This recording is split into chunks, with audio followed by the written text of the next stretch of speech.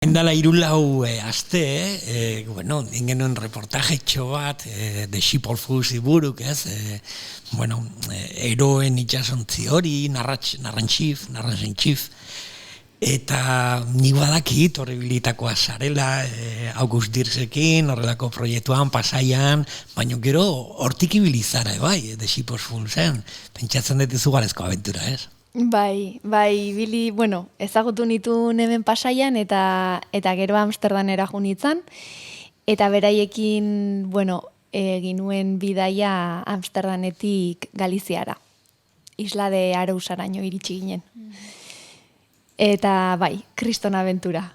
Eman dezagunik ez dakidala ez dakit zer dan hori, zer buruz ari gara. Nola azalduko zenuke zer den The Ship of Fools, eroen itxasontzi hau?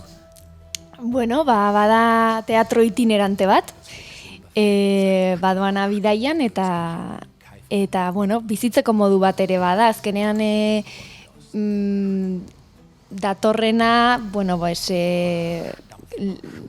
sistema eta baldintza horietara egokitzen da, eta hori da, bidaiatzeko erabat antzerkiaren bitartez, antzerkia eginez, eta portuan portu dauden istorioak edo kulturak edo hartuz eta uztartzen, eta hori da.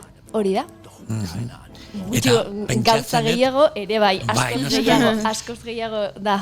Eta pentsatzen dut tripulazioan, artista lanak aparte, egin beharko dituzue, itxasontzi baten egin behar diren lanak, ez? Hori da. Gogorra. Hori da. Bai. Itxasontzi batek behar duen mantenua eta dana, egin behar da. Eta, nire kasuan, hor asko ikasi nuen soldatzen, denetik egin, pintatu genuen barkua ere bai, gero nabigatzen ere bai txandak egin ditut, eta niretzako, hori, gauza berri asko,